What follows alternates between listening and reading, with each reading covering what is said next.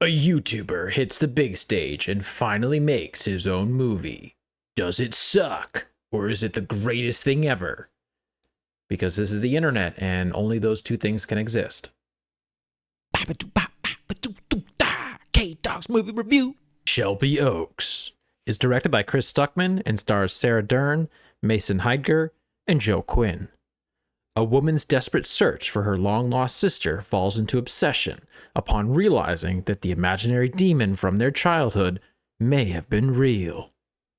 Okay, as I said in the intro, YouTuber Chris Stuckman has a brand new movie out. That's weird to say because, like a lot of other small-time YouTubers, he definitely influenced me to start making my own videos. More specifically, he really started to influence me to make my own videos when he stopped actually critiquing them. He only started reviewing movies that he enjoyed instead of just shitting on a lot of bad movies, which is kind of what he built his platform on. I mean, a lot of his hilariosity videos have like the most views out of his whole entire channel.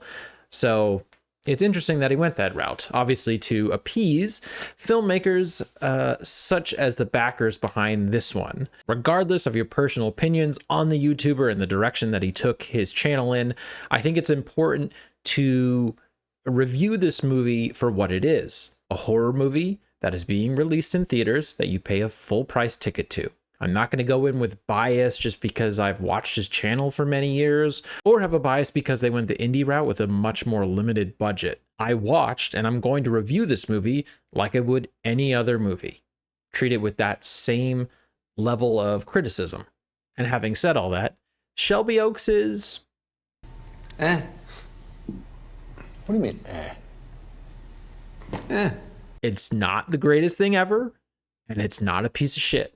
As a huge fan of horror, there are a lot of stinkers out there. This is not one of those. I was not offended by this movie in any way. First, to get into some of the pros, this is a really good looking movie. I really like the lighting here, which is pretty important in a horror movie. A lot of the shots were really well executed. A lot of the setups for the scares were great. I thought the costume and set designs were pretty good. The acting as well is pretty much great. The lead actress in this, her name was Mia in the movie. Sorry, I don't know the actual actress. We follow her for about like 95% of this movie, and she's clearly the best. Everyone else, all the supporting cast, they're kind of like little mid to low. I think Keith David makes an appearance in this movie, and he was just like, okay. Like, it kind of just seemed like a weird cameo almost. Like, oh, hey, that's Keith David. Cool. So everyone else was kind of, but the main actress was great. She did a great job. She really sold the performance of a person who's just trying to find their sister who's been gone for so many years. This movie, I would say the first like 20-30 minutes or so starts out as sort of this like documentary style film where, we're having a lot of cuts to like their old YouTube footage from the people who are gone missing. They had a YouTube channel called the Paranormal Paranoids, I think. One mysterious night they went missing. And so it cuts to like news footage and interviews with like the police and the families and all that stuff. That stuff was actually pretty intriguing because there are moments where the documentary slows down and really zooms the camera in, and you get to look at like things that are in the background that you might not have noticed before when you first saw it, when it was just going at normal speed. So, and it really helped amp up the mystery. This review's a little all over the place. I know I said I was going in my positives first, and now I'm just talking about the plot, but whatever. It's my channel. Fuck it. And then the movie title drops, Shelby Oaks, and it turns into more of a conventional horror film. And I think, unfortunately, this is where it kind of started to lose me. First 20-30 minutes is pretty good. It's a solid setup with interesting edits into this mystery of what happened to these people. But then once the actual like conventional stuff happens, it's just kind of stuff we've seen before. And again, like I said, it's a great looking movie, and some scares are really well executed here. Even though I'm a huge fan of the genre, I still find myself as one of those people who, when spooky stuff's happening in the theater, I kind of like, okay, what's gonna happen?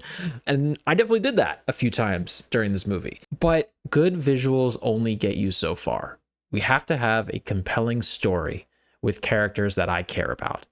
And this movie just, it didn't quite hit the mark. You could tell that Stuckman had a lot of great ideas for scares and, you know, how to present certain scenes. I could picture like him picturing in his head, like, okay, we're going to put this here and then put this little thing in the background that real horror fans will notice because they're constantly looking at all corners of the screen, and things like that are really cool to watch. But you got to have a good story that intrigues us. Because again, once we hit that regular movie storytelling, once the kind of mockumentary stuff is over, it becomes bland.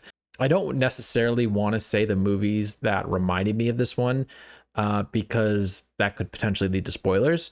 So I'll just say that this movie picks at a lot of different horror movies. But I think what's lacking is its own sense of identity, which was apparent in the first 20 minutes or so. It kind of lost me once it started going the regular horror trope route. And don't get me wrong, some of that stuff was good, but I didn't really like the story at all. And the ending ultimately fell flat for me.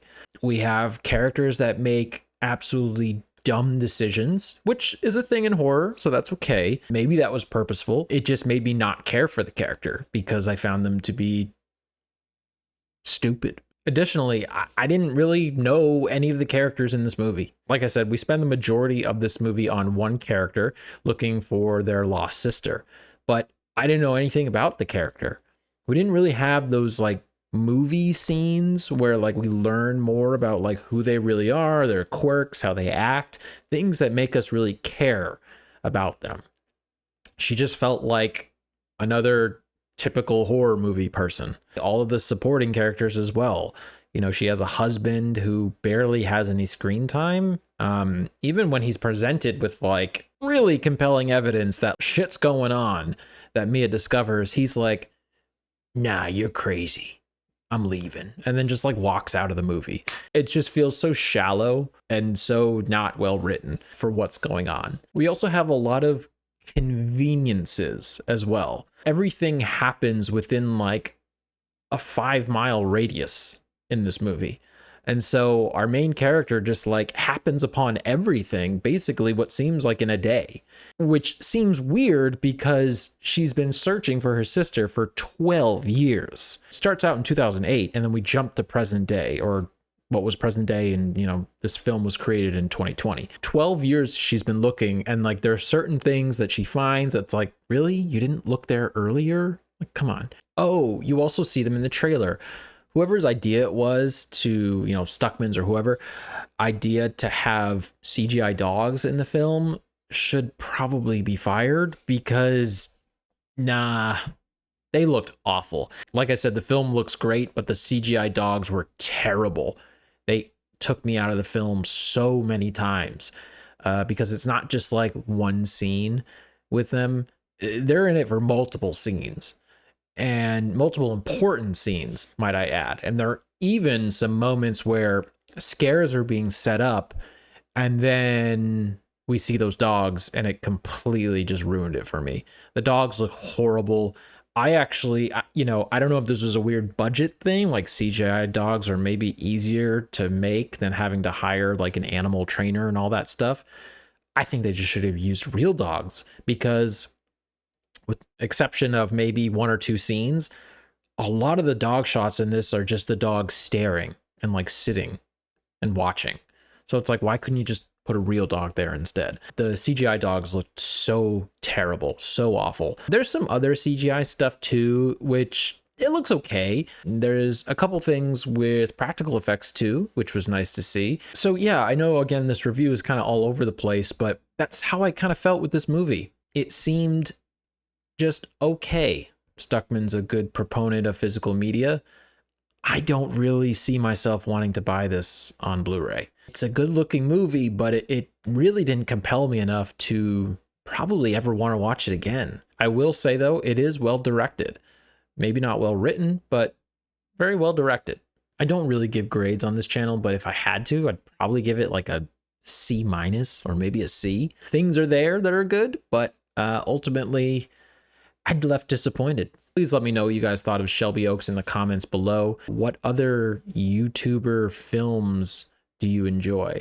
Because they're starting to become more of a thing now. Were you a backer behind the project? I was not. Were you Stuckmanized by this movie? Are you looking forward to seeing more Stuckman films if he's able to? Do you think he should continue his career as a filmmaker or just go back to YouTube reviews?